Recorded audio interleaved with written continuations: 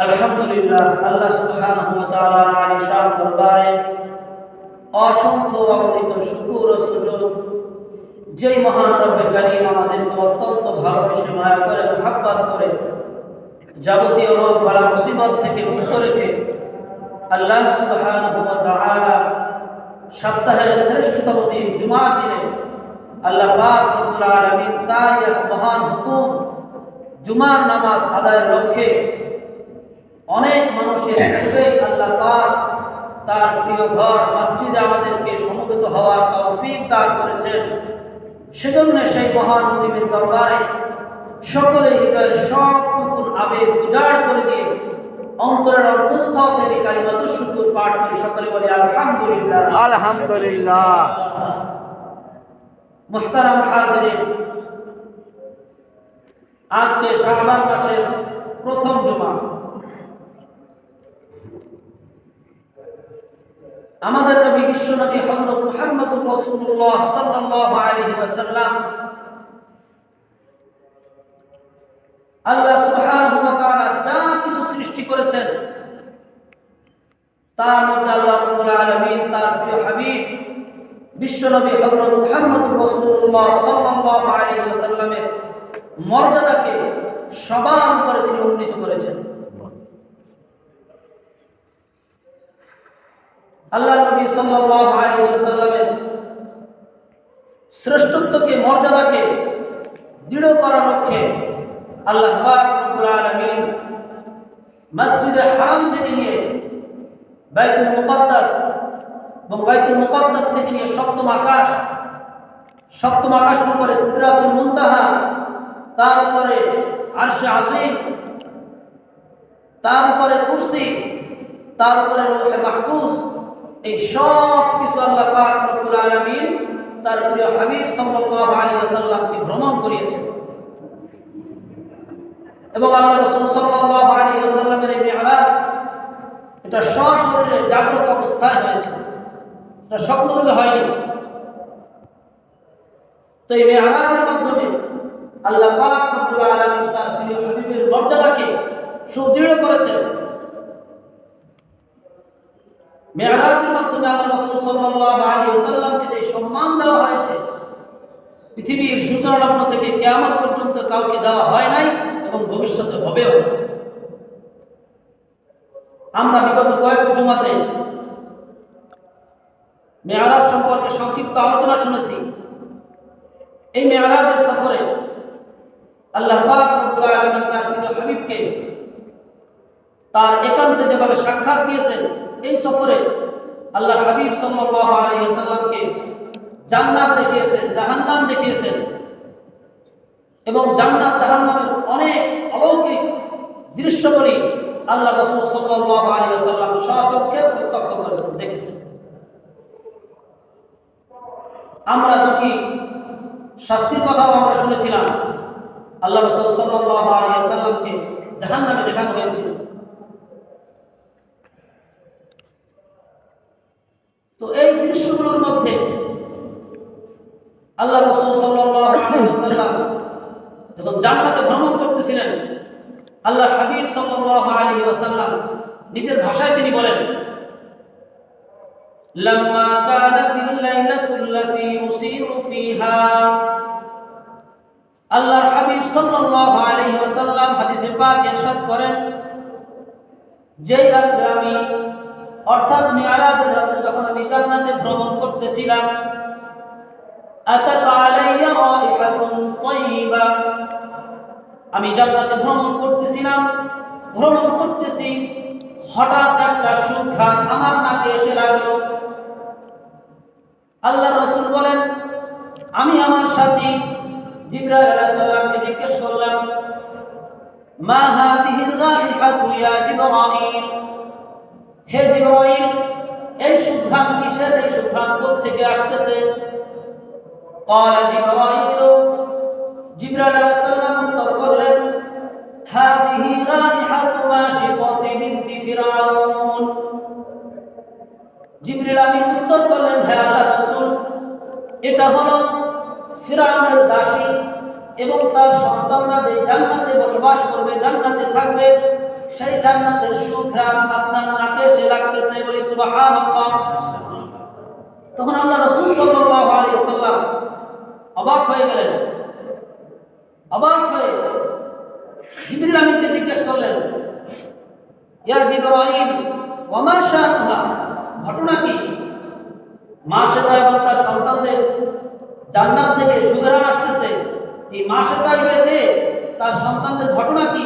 কি ঘটনার কারণে তাদের জন্য আল্লাহ পাক রব্বুল আলামিন জান্নাতে বালাখানা ভবন নির্মাণ করে রেখে দিয়েছেন, কি ঘটনা? তখন জিবরিল আমিন বর্ণনা করতেছেন। তিনি বলেন, মা সেটা সে হলো ফিরআউনের একজন দাসী ছিল। মা সেটা এটা মুশতুন থেকে এসেছে, যার অর্থ হলো চিরুনি দিয়ে চুল আঁচড়ানো। এই মা সেটা ফিরআউনের এই দাসী, তার অনেকগুলো দায়িত্ব ছিল। তার মধ্যে উল্লেখযোগ্য একটি দায়িত্ব ছিল ফিরআউনের কন্যার চুল চিরুনি দিয়ে আঁচড়ে দেওয়া। যেহেতু সে চিরুনি দিয়ে তার ফিরআউনের কন্যার চুল আঁচড়িয়ে দিত, এই মুশতুন থেকে তার নামই হয়ে গেছে মা সেটা। তো এই মা সেটা একদিন ফিরআউনের কন্যার চুল আঁচড়ে দিতেছিল, হঠাৎ তার হাত থেকে চিরুনিটা নিচে পড়ে গেল। তখন এই মা সেটা সে বিসমিল্লাহ বলে চিরুনিটা নিচ থেকে উঠালো। বিসমিল্লাহ মানে আল্লাহর নাম। তখন ফিরআউনের মেয়ে অবাক হয়ে বলল, বিসমিল্লাহ মানে আল্লাহর নামে, আল্লাহ আবার কে? আমি তো জানি, আমরা সবাই জানি মিশরের একমাত্র রব হলো আমার বাবা ফিরআউন। তাইলে তুমি যে বললেন বিসমিল্লাহ আল্লাহর নামে, সেই আল্লাহ আবার কে? মা সেটা উত্তর করল, হুয়া রব্বি ওয়া রব্বুকে ওয়া রব্বু আবিকে। মা সেটা উত্তর করে বললেন, আল্লাহ হলো আমার সৃষ্টিকর্তা, তোমার সৃষ্টিকর্তা, এবং তোমার বাবা যিনি সৃষ্টি করেছেন, গোটা গুরু কায়নাত যিনি সৃষ্টি করেছেন, তিনি হলেন আমার আল্লাহ, তোমার আল্লাহ, তোমার বাবা আল্লাহ। তখন ফিরআউনের মেয়ে বলল, তাহলে কি তুমি আমার বাবাকে রব হিসাবে মানো না?